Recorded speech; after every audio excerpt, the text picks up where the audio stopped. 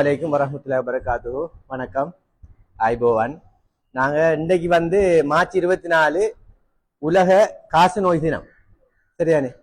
அப்ப ஏன் அந்த உலக காச நோய் தினத்தை எங்களோட உலக சுகாதார நிறுவனம் அப்படி ஒரு தினத்தை வச்சு அந்த அன்றைக்கு காச நோய் தொடர்பா மக்களுக்கு விழிப்புணர்வு செய்ய சொல்லிக்காங்க. அது ஏன்னு சொல்லிச்சோன்னா, நம்ம ஒரு இறக்குற வீதம், சரி, உலகத்துல மனிதர்கள் இறக்குறதுல தொற்று நோயால் இறக்குறாக்களும் இருக்காங்க, தொற்றா நோய்களால் இறக்குறாக்களும் இருக்காங்க. அதுல தொற்றா நோய்களால் இறக்குறாக்களுக்கு பிரதான காரணம் மாரடைப்பு, ஹார்ட் அட்டாக் தான் மெயினானது. அதே மாதிரி தொற்று நோயால் இறக்குறாக்கள் எடுத்தோம்னா அதால இறக்குறதுலயும் பிரதான காரணம் காச நோய்.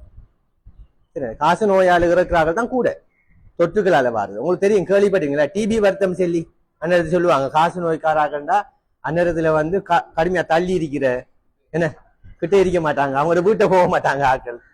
அடுத்தது அவங்கள கொண்டு போய் ஒரு என்ன கடலுக்குள்ள ஒரு தீவுக்குள்ளதான் அந்நேரத்துல ஹாஸ்பிட்டல் காட்டி வைத்தியம் எல்லாம் செஞ்சாங்க. இப்ப அப்படி இல்லை, அந்நேரம் மருந்து இல்லை. அப்ப அவங்கள அப்படியே வச்சு மகத்தாகிறான் இறக்குறார்கள், தப்புறான் சொல்லி வச்சு மருந்து இல்லையே. இப்ப மருந்து இருக்கு, அதால வீட்டிலேயே வச்சு கொள்ளலாம், மருந்துகளை கொடுக்கலாம். சரி, அப்ப காச நோய் அப்படி முக்கியமான ஒன்று. அதாவது உயிரிழப்பை ஏற்படுத்துறதுல தொற்று நோய்கள்ல முக்கியமா இருக்கு. சரி, அதனால நாங்க இது எப்படி தொற்று தெரிஞ்சோம்னா அதை கட்டுப்படுத்தினோம் சொல்லிச்சுன்னா நம்ம காச நோய் இல்லாமக்கு வாழலாம். சரிதானே? அப்ப பிரதானமா தொற்று சொன்னா சளியால. சரி, நாங்க இருமுறை டைம்ல, தும்முற நேரங்கள்ல, என்ன வாய் விட்டு சிரிக்கிறது, உரத்து பேசுறது, அப்படியா நேரங்கள்ல எங்கட வாயிலிருந்து அல்லது மூக்குல இருந்து சளி துளிகள் காத்துல வீசப்படும். அந்த காத்து நம்ம சுவாச பைக்குள்ள போகும். சரியானே? அந்த காத்துல பாக்டீரியா ஒன்று இருக்கு, அந்த பாக்டீரியா கிருமி தான் நம்ம இந்த தொற்றை ஏற்படுத்துறது. அப்ப எங்கட அது சுவாச பைக்குள்ள போகும். சுவாச பைக்குள்ள போய் அது தாக்கத்தை ஏற்படுத்தி எங்கட உடம்பு கொஞ்சம் வீக்கா இருந்துச்சுன்னா, நலிவா இருந்துச்சுன்னா நம்மளுக்கு அது நோயா மாறும். சரியானே? நோயாளியா மாறுவோம். நம்ம உடம்பு கொஞ்சம் நல்ல ஆரோக்கியமா ஃபிட்டா இருந்துச்சுன்னு சொன்னா நாம தொட்டப்பட்ட ஆளா இருப்போம், நோயாளி இல்லை. நோயாளி அறிக்க மாட்டோம், தொட்டப்பட்டார்கள். நம்மள பெரும்பாலான எல்லாரும் காச நோயால் தொட்டப்பட்டார்கள் தான், ஆனா நோயாளி அறிக்க மாட்டோம்.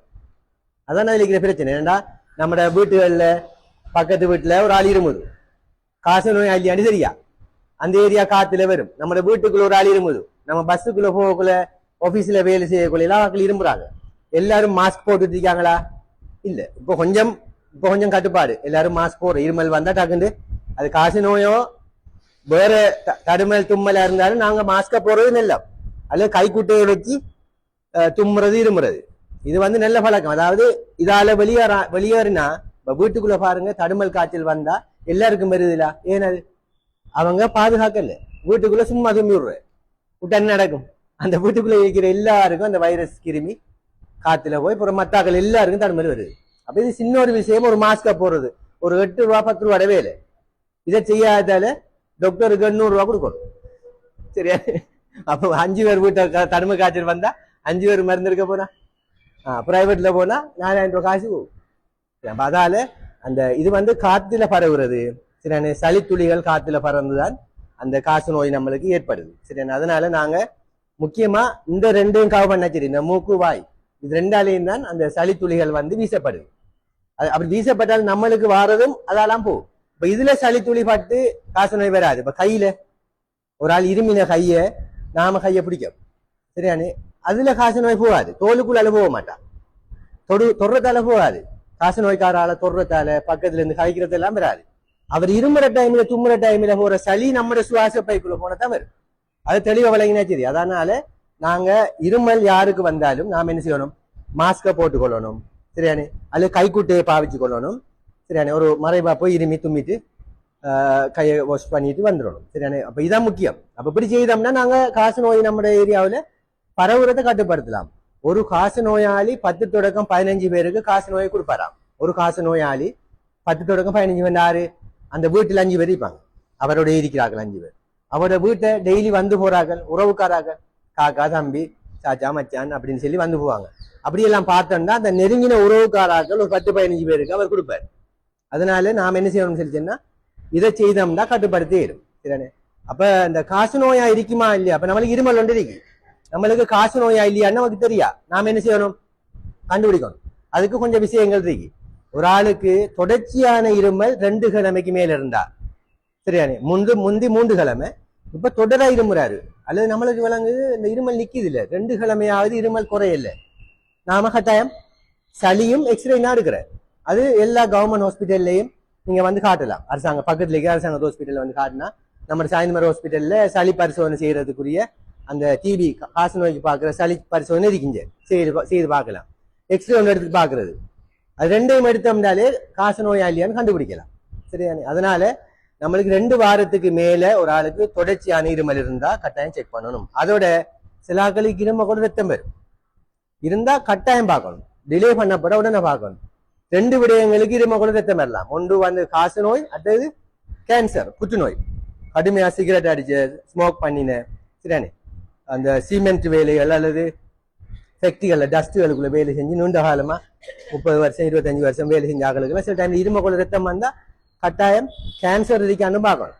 சரியானே, அப்ப புற்றுநோய்க்கும் செக் பண்ணணும், இதையும் பார்க்கணும். சரியானே, அப்ப நீங்க இருமல் கூட ரத்தம், சளியோட ரத்தம் கலந்துருந்தா, அடுத்தது ஒரு 2 கிழமை இருமல் வந்த உடம்பு கடும் சோறு, 2 கிழமை அருகி டயர்ட், சின்ன ஒரு மாடியிலையும் ஏறையில விளக்குது, களையா இருக்கு, சரியானே, அப்படி இருந்தாலும் நம்ம சந்தேகப்படணும். உடம்பு திடீர்னாப்புல வெயிட் குறையும், திடீர்னாப்புல 2 கிழமைக்குள்ள ட்ரௌசர் எல்லாம் லூஸா இருக்கு, என்ன வெயிட் பார்க்க மாட்டேன், சில டைம்கள்ல உடுப்பு லூஸா இருக்கும், நம்ம வளமையா போற உடுப்புகள் லூஸா இருக்கும். ஆக்கள் கேட்பாங்க இந்த மெலிஞ்சாப்பில் இருக்கீங்கன்னு கேட்பாங்க. அப்படி இருந்தாலும் நாங்க கட்டாயம் காசு நோய்க்கான்னு பார்க்கணும். பசி இல்லை, இந்த 2 கிழமை இருமலோட திடீர்னாப்புல பசி ஒன்றும் பசிக்குது இல்லை, சரியான, இப்படி இருந்தாலும் நாங்க பார்க்கணும். அதே சில டைம்ல இரவு நேரங்கள்ல ஒரு மெல்லிய காய்ச்சல், கடும் குழுக்கள் காய்ச்சல் வராது, ஒரு மெல்லிய காய்ச்சல் இரவையில மட்டும் காய்கிறது. சில டைம்ல இரவையில வேர்க்கும், நைட்ல மட்டும் வேர்க்கிற. வீட்டுல இருக்கிற எல்லாருக்கும் வேர்த்தா பிரச்சனை இல்லை, அந்த இருமல்கார ஆளுக்கு மட்டும் வேர்க்குதுண்டா நாம கொஞ்சம் சந்தேகப்படணும். இப்படியான சில அறிகுறிகள் சரியான இருந்துச்சுன்னு சொன்னா நாங்க கட்டாயம் என்ன செய்யணும்னு சொல்லிச்சுன்னா, இதுக்கு பயப்படைய தேவையில்ல, பழைய காலம் மாதிரி எல்லாரையும் போல வரலாம், நாம மாஸ்க் கொண்டு அடிச்சுட்டு வாரு. ஏண்டா நாம இன்னொரு ஆளுக்கு தொற்ற கொடுக்கப்படாது, அதுக்கு பாவம் என்ன, நாம இன்னொரு ஆளுக்கு அந்த வருத்தத்தை கொடுக்கப்படாது. அதனால நீங்க மாஸ்க போட்டா சரி, அதோட கண்ட்ரோல் ஆயிரும். இன்னொரு ஆளுக்கு பரவாயில்ல, வந்து ஹாஸ்பிட்டல்ல எனக்கு 2 கிழமை இருமல் இருக்குன்னு சொன்னா சளி எக்ஸ்ரே பாக்குறது கண்டுபிடிச்சிடலாம். ரைட், இப்ப கண்டுபிடிச்சா காச நோயை முற்றாக குணமாக்கலாம், முற்றாக குணமாக்கலாம். இப்ப சில நோய்க்கு வந்து சீனியை முற்றாக குணமாக்கலாமா? இல்ல, மருந்து குடிச்சிட்டே இருக்கணும், கட்டுப்பாட்டிலேயே இருக்கணும். என்ன பிரஷருக்கு அதே மாதிரி. ஆனா காச நோய்க்கு 6 மாதம், இப்ப சுவாச பையில வர காச நோய்க்குன்னா 6 மாசம் தொடரா விடாமக்கு டாக்டர் சார முறைப்படி மருந்துகளை பாவிச்சோம் சொல்லிச்சுன்னா அந்த கிருமி முற்றாக அழிஞ்சு போகும். அதுலயும் 2 கிழமை, முதல் 2 கிழமை பாவிக்கக்குள்ளேயே இன்னொரு ஆளுக்கு தொற்றுற கட்டம் இல்லாம போயிடும். இன்னொரு ஆளுக்கு தொற்ற கொடுக்குற கட்டம் 2 கிழமையில குறைஞ்சிடும். பிறகு அவரோட உடம்புல இருக்கும், இன்னொரு ஆளுக்கு தொற்றாது.